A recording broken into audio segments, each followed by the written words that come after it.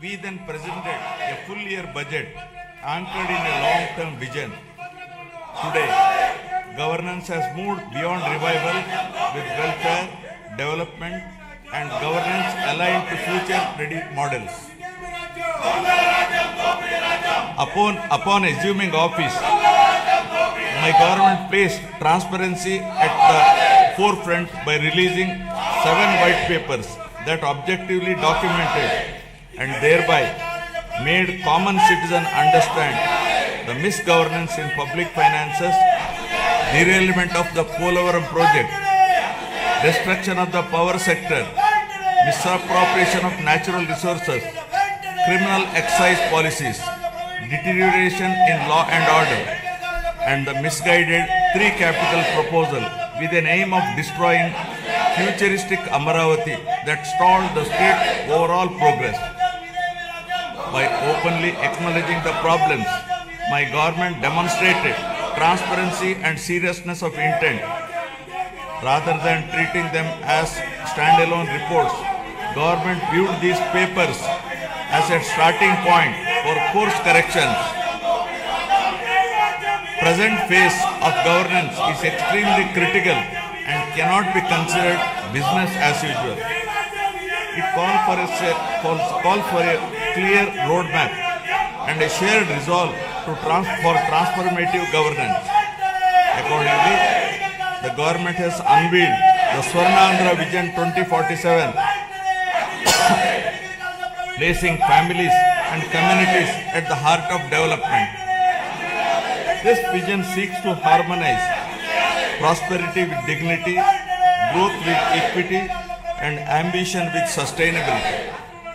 It is in this transformative journey, the state draws inspiration from the timeless wisdom of our civilizational heritage, reflected in the Pavamana mantra from the Brahadakaranyaka Upanishad, Asatoma Sadgamaya, Asatoma Sadgamaya, Tamosoma Jyotirgamaya, Mrityorma Amritagamaya.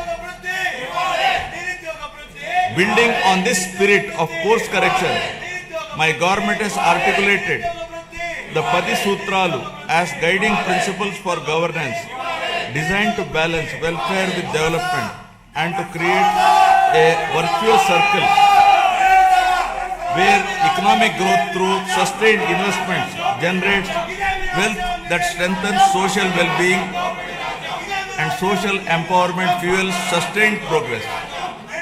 These principles serve as a moral and administrative compass, placing people at the center of policy while ensuring fiscal prudence, institutional integrity, and long-term sustainability.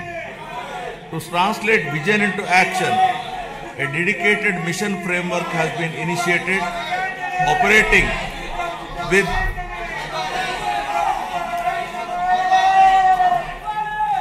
To translate this vision into action, a dedicated mission framework has been initiated, operating with clearly defined objectives, milestones, and accountability mechanisms. Anchored in this guiding spirit, the government has proceeded with focus and resolve. The Swarnandhra vision lays out a clear economic pathway, aiming for sustained high growth to build a rupees 308 lakh crore economy with a per capita income of rupees 55 lakh by 2047. While the long-term pursuit remains firm, the government is undertaking regular interventions and mid-course corrections to stay aligned with evolving realities. A structured review and monitoring framework has been instituted with periodic conferences of ministers, secretaries, and district collectors to assess progress, address bottlenecks, and implement timely course correction, ensuring accountability and continuity in execution.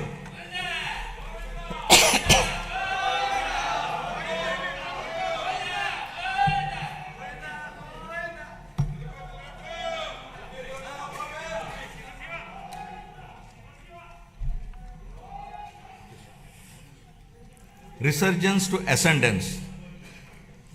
My government has embarked on a clear and deliberate journey from resurgence to ascendance, guided by the resolve to rebuild, renew, and rise.